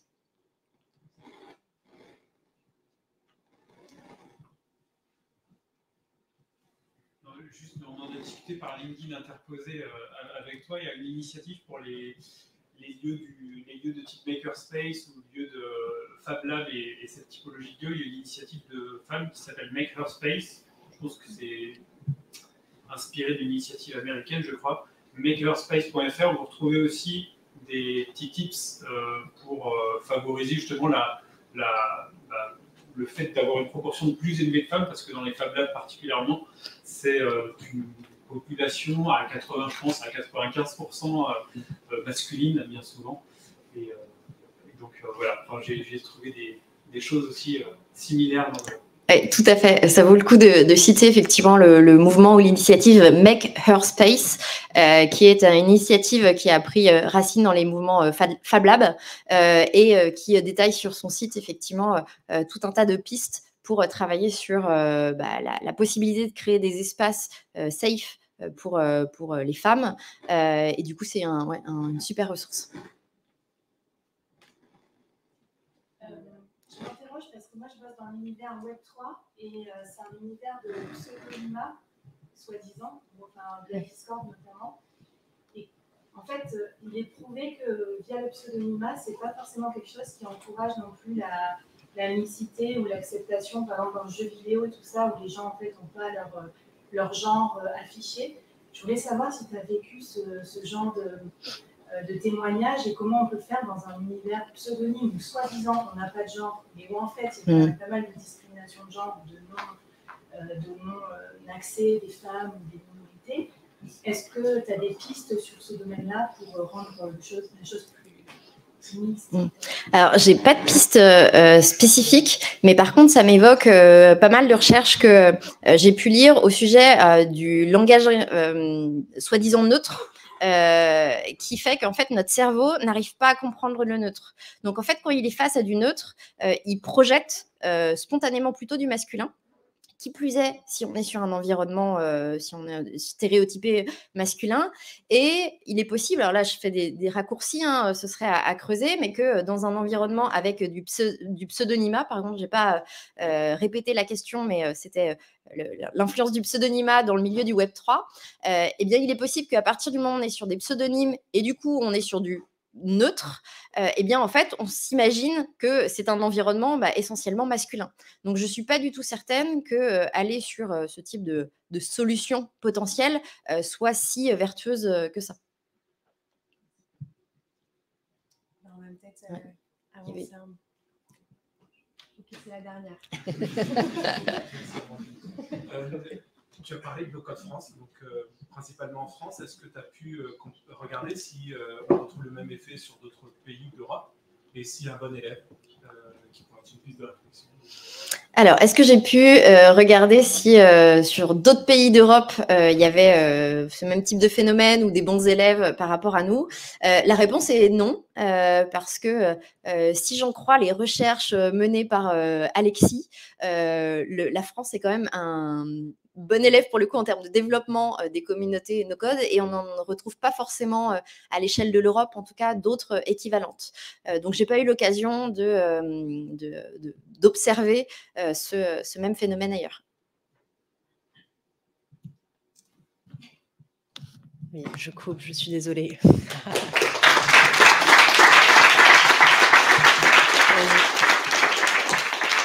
Mais j'ai une bonne nouvelle, les pizzas sont arrivées. Du coup, Valentin, je vais te laisser terminer. Tu nous parlais de Marketplace de Templates. Voilà. Je vais prendre le micro. Et donc, j'ai une mauvaise nouvelle, c'est que je vais encore vous prendre 5 minutes, voire 10 minutes. Alors moi, je vais vous parler de quelque chose complètement différent, qui est on pourrait appeler ça un marché parallèle lié à Notion, que je pense Notion n'avait pas du tout prédit, qui est aujourd'hui la vente de templates. Donc, on est vraiment sur un marché parallèle qui a au final démarré, on va dire comme ça, avec le template, et qu'aujourd'hui, qui est un petit peu en train de s'étendre tel des tentacules. Donc, déjà, je vais faire une petite présentation de qui je suis. La petite histoire, c'est je m'appelle Valentin, je suis à la base plutôt expert sur le no-code, en particulier sur Webflow, qui est un outil de création de site web. Et en 2020, ça devait faire à peu près 6 mois que j'utilisais Notion, j'ai créé Notion Everything, qui à l'époque s'appelait Notion Template. Pourquoi? Tout simplement parce que je traînais sur les groupes entre Reddit et Facebook. J'aimais bien pour un peu regarder ce qui se faisait et tout. Et beaucoup de gens partageaient des templates. Donc, ils disaient, tenez, regardez, j'ai fait ça, c'était trop stylé, etc. C'était un peu la mode et tous les templates qu'on dit esthétiques, avec beaucoup de couleurs, etc., qui est toujours très à la mode. Et en fait, beaucoup de personnes appréciaient, ils disaient, ah, donne le lien, trop bien, on pourra copier pour faire à peu près la même... le même type de template, le même style, et les gens étaient trop contents. Donc, il y avait un véritable échange. Le souci avec ces groupes-là, c'était plus une question qu'il n'y avait pas d'historique. Reddit n'est pas pensé pour ça, du moins c'est très compliqué de retrouver une publication. Facebook, j'en parle même pas, 10 minutes après, dans le groupe, il y avait eu déjà 14 questions qui avaient été posées. Et donc moi, je me suis dit, potentiellement, on peut faire une marketplace. Donc dans l'idée, c'était vraiment pour échanger, simplement, en fait, des templates qui étaient gratuits. Et donc j'ai commencé comme ça en 2020, donc c'était en mai 2020. J'ai lancé 50 templates comme ça que j'avais trouvé en fait qui étaient gratuits, et donc je citais les gens, je mettais une description et les gens venaient. C'est un gros succès dès le début. Moi, ce que j'ai fait, c'est que j'ai pris peur, j'ai pas bossé sur le projet pendant 3 mois, et après je me suis dit bon, c'est un peu dommage quand même parce que c'est un projet qui a bien pris, et donc j'ai continué à travailler dessus, j'ai été chercher les créateurs à la main, je leur ai conseillé, moi j'ai essayé de les faire venir, je l'ai essayé aussi de les faire comprendre que leur travail méritait un salaire. C'était dans cette optique de leur dire, c'est pas parce que tu as créé un template et que tout le monde le donne aujourd'hui, tout le monde donne ce template, et que tu y as passé des heures qui devraient être gratuits. Et donc, j'ai essayé de leur faire comprendre un peu ça. Donc, au début, c'était des petites sommes, on était sur du 3 à 5 $ grand maximum, et déjà, on comprenait que c'était beaucoup pour eux. Et en fait, ça s'est développé comme ça au fur et à mesure, jusqu'à l'arrivée, on va dire, de plus gros templates, de plus gros créateurs qui ont, eux, ramener des templates bien plus complexes. Et là, on est allé sur des prix qui étaient plus des prix plus classiques, on va dire, par exemple des prix de création de site web, de templates, où on était sur du 30, 50, 70 $. Et donc, pour faire un peu plus rapide, on est en 2022 maintenant, 23, pardon, j'ai pas encore passé l'année. Et maintenant, ça fait pas loin de 3 ans que j'ai commencé cette plateforme. On est passé à 2, avec un cofondateur depuis 1 an maintenant, qui est Quentin, qui habite à Paris. Donc, on fait tout à distance. Et ça reste toujours en fait un side project. C'est pas du tout mon projet principal. Moi, je suis toujours indépendant à côté. Mon cofondateur, lui, il profite, je dirais, de son chômage pour s'occuper de ses enfants aussi à côté, ce qui est super cool. Et donc, on bosse un peu quand on a le temps dessus pour faire avancer le projet sur plein de sujets. Donc aujourd'hui, si je parle plus d'un point de vue commercial, en termes de volume d'affaires, on a fait à peu près 4 500 $ en 2020, un volume d'affaires, c'est-à-dire que on vend un template sur la plateforme, nous on prend une commission qui est de l'ordre de 20%, ce qui est à peu près commun dans le milieu. Et donc le volume d'affaires, c'est au final le prix total du template qui a été fait. Donc on a un peu généré ça comme revenu, c'est ce qu'on a apporté aux créateurs. Et bien sûr, nous, on se prend une petite partie quand même parce que c'est pas gratuit d'héberger un site. Et donc, à côté de ça, en 2021, on est passé à peu près sur 60 000. En 2022, on est passé sur 78 000. Il n'y a pas une grande évolution, en grande partie parce que il n'y a pas eu, en fait, c'est un travail qui est aussi très organique, on va dire, avec du SEO, etc. Pour ça, j'en parlerai pas. Mais c'est un sujet qui est à part. Et donc, en fait, ça demande du temps, tout simplement, de développer un projet en particulier quand on n'est pas à 100% dessus. Donc maintenant, en 2023, on essaye de se bouger un peu plus et d'aller un peu plus loin. Je vais parler très métriques parce que c'est le marché qui nous intéresse. Aujourd'hui, sur la plateforme, il y a 500 templates presque, sachant qu'on en sélectionne une grande partie. Je mets qu'il y a à peu près 15 soumissions par semaine. Sur les 15, il y en a peut-être 3-5 qui passent le cut. Genre, il y a une grande partie qui ne va pas passer le cut pour des raisons qui sont parce que nous, on a une sorte de sélection. On va avoir à la fois ce qu'il nous donne comme information pour faire une page de vente, et aussi on va fouiller le template en lui-même pour comprendre est-ce qu'il y a un réel intérêt d'avoir ce template, est-ce qu'il vaut son prix, est-ce que au final il est bien construit, est-ce qu'il y a un onboarding pour l'utilisateur, ou est-ce que c'est juste quelque chose qui a été lâché un peu dans la nature. Et après, j'ai mis un petit prix moyen qui est de 25 $. Ça, c'est plus pour donner un ordre d'indication. On est vraiment sur des templates aujourd'hui qui peuvent varier de 1 à 3 $. Même si dans ces cas-là, on conseille plutôt aux créateurs de le donner gratuitement, il y a plus d'intérêt. Et on peut monter à des templates qui vont être à 150 $, et que il n'y a pas une question est-ce que c'est justifié ou pas, c'est souvent des templates de niche qui sont très spécifiques et qui peuvent avoir un énorme intérêt pour les utilisateurs finaux. Et en termes de visiteurs, c'est là où aussi c'est intéressant, je trouve, c'est pour ça que j'ai mis ces stats, c'est que il y a une réelle disparité. Notion est énormément utilisé. Ils disaient qu'ils avaient à peu près 20 millions d'utilisateurs, je crois, il y a 2 ans. Aujourd'hui, on peut se dire qu'ils ont doublé facilement, je pense, voire même peut-être triplé. Mais en fait, nous, ce qu'on voit en termes d'utilisateurs, mais surtout de visiteurs de notre plateforme, c'est quand même que c'est énormément de pays occidentaux. On est sur presque un tiers aux US. Vu que Notion est aux US, je pense qu'il a pris énormément du marché. Après, on a beaucoup l'Europe qui va à peu près faire entre à peu près 20%, on va dire.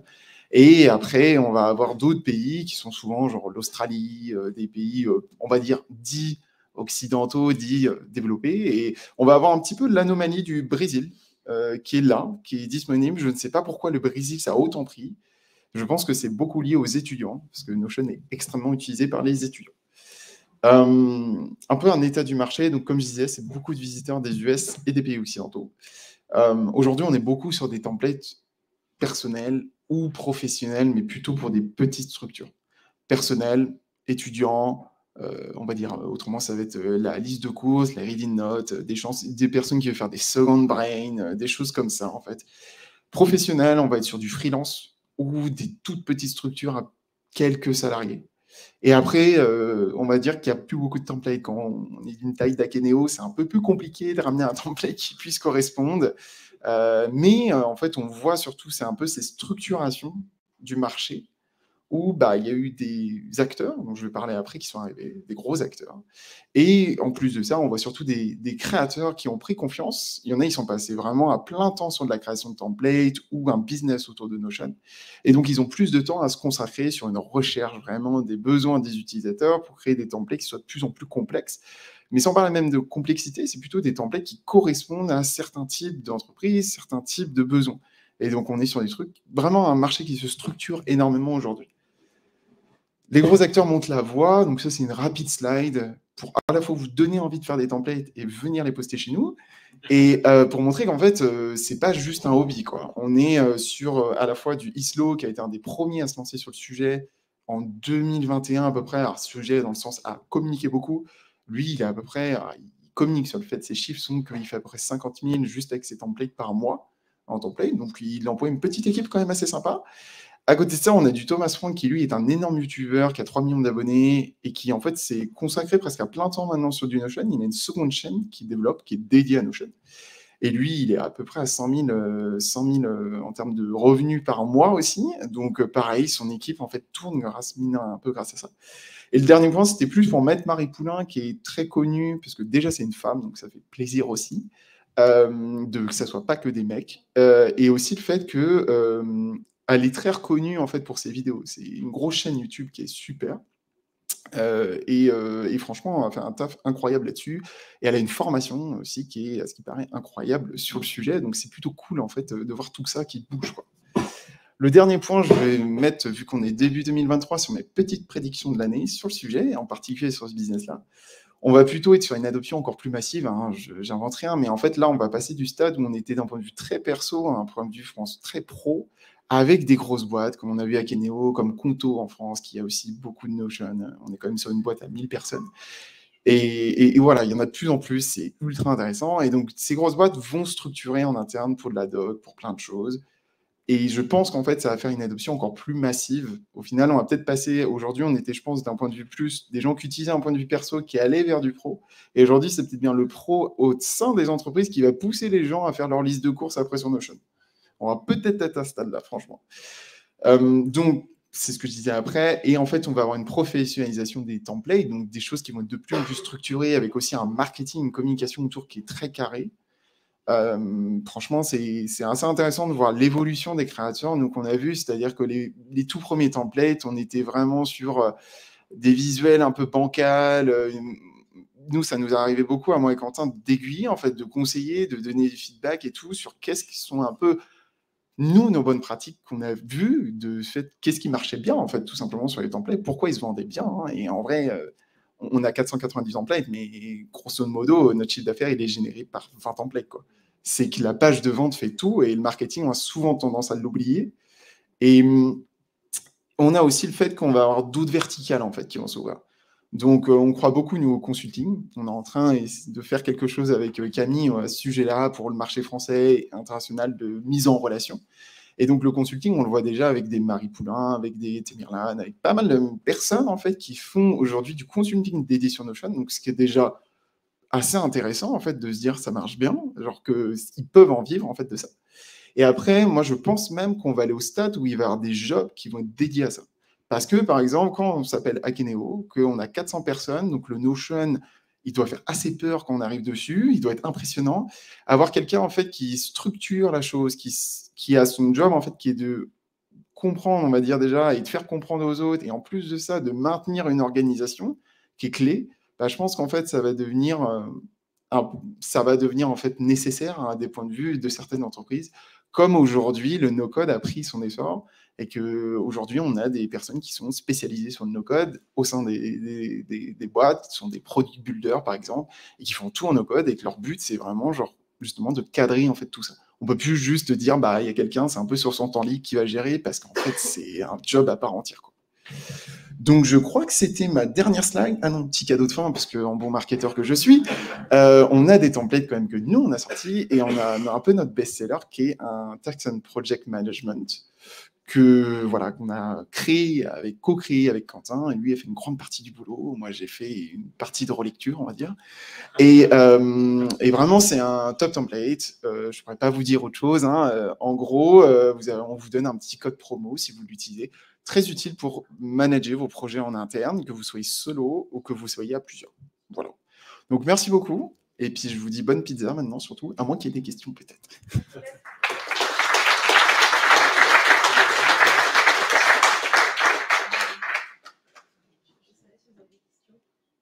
Dans tous les cas, l'épisode, c'est pas tout de suite, on a une photo à faire. Tu n'as pas dit combien coûtait ton template avec 20% de promo? Alors, combien coûte mon template? De base, il coûte, on commence à $49 et on va jusqu'à $150. Et donc, en fait, on a fait 3 variations aujourd'hui, qui est une variation solo, une variation team pour 5 licences, non, 3 licences, si je ne dis pas de bêtises. Non. Oui, 3 licences, pardon, à $99 et une version illimitée, pardon, en termes de licences, après, avec la version Enterprise, on va dire.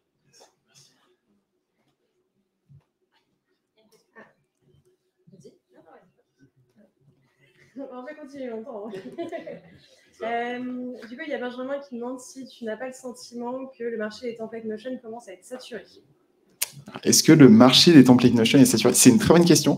Alors, je pense que certaines verticales sont saturées. C'est-à-dire qu'il faut arrêter de faire des templates pour les étudiants. Déjà, c'est un conseil, c'est qu'ils n'ont pas d'argent pour les acheter.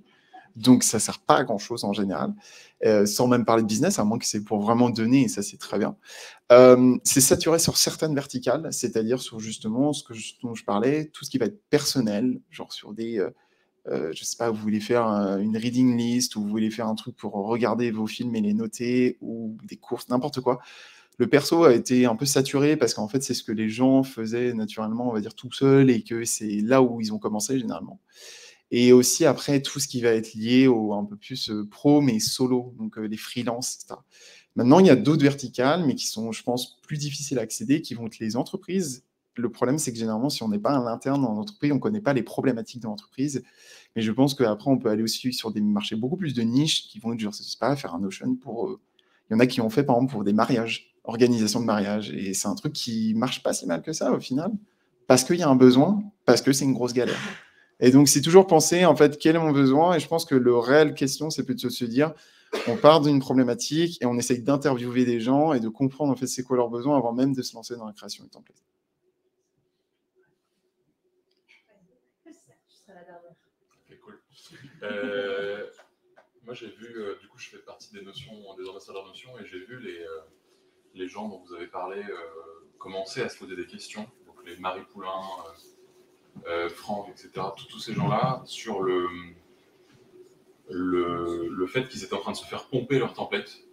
Je ne sais pas comment, l'appropriation de leur travail par d'autres gens. Toi, en tant que marketplace, j'imagine que tu es un point clé là-dessus. Est-ce que vous avez déjà mis des trucs en place là-dessus? Est-ce que c'est un sujet pour vous ou pas encore? Et quel est ton sentiment là-dessus? Alors, la question, c'est, en gros, il y a un problème de vol des templates à l'intérieur. On va dire, il y a des copies de templates, en fait, qui sont faites à l'intérieur de la communauté, on va dire. C'est quelque chose d'assez commun.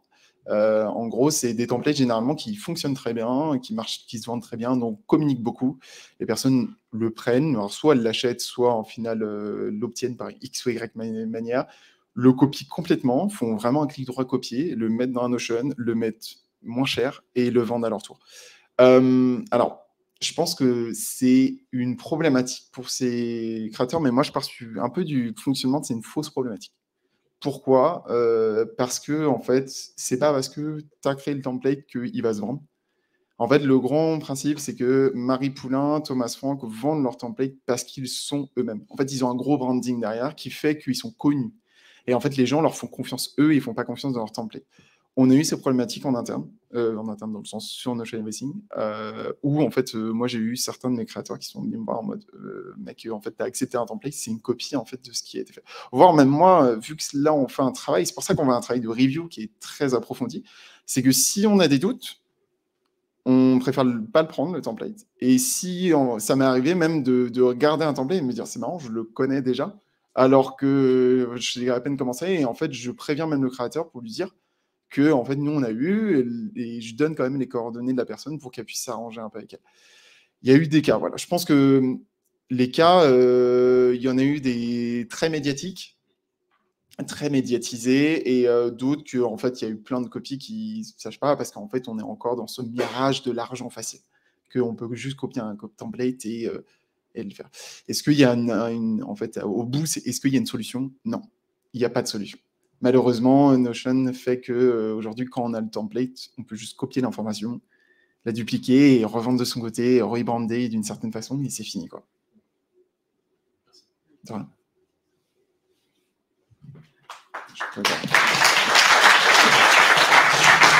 Merci beaucoup. Eh bien, c'est la fin de la partie talk. Je crois qu'on n'a jamais fait ça à une partie aussi longue, c'est relation exceptionnelle. Je ne sais pas si on refera, ça dépendra des sujets. Là, c'était l'opportunité, il y avait des sujets. Merci beaucoup à tous les 5 pour vos interventions. Un grand merci à Camille d'être venue nous revoir sur Nantes. Merci Didier de nous accueillir chez Akeneo, c'est top. Et les pizzas sont encore chaudes, elles sont encore dans leur boîte, c'est pour ça que vous ne l'avez pas senti. Les boissons sont sorties. On va pouvoir couper le stream dans les prochaines minutes. Merci d'ailleurs beaucoup à peu près 40aine de personnes qui sont passées ce soir nous suivre en ligne sur YouTube et sur Twitch. Vous allez pouvoir retrouver l'événement en replay de toute façon, si vous voulez revoir des passages ou autres, s'il y a des infos que vous voulez retrouver pour en reparler après. Tous les intervenants et intervenantes de ce soir restent un petit peu, vous pourrez discuter, on pourra toutes et tous discuter. Si vous n'avez pas encore d'étiquette, je vous invite à aller la chercher, votre petite étiquette. Ça m'aidera à identifier le no-show et à gérer les différents meet-up. Et ben, du coup, on va s'arrêter là. Merci d'être venu. En tout cas, c'est toujours un plaisir de vous accueillir. On va faire rapidement une petite photo. On va faire la photo, mais on va la faire hors stream, etc. On va peut-être décaler un peu les chaises et puis pouvoir se mettre ici. Pour faire la photo ou... Ouais. Ok, allons.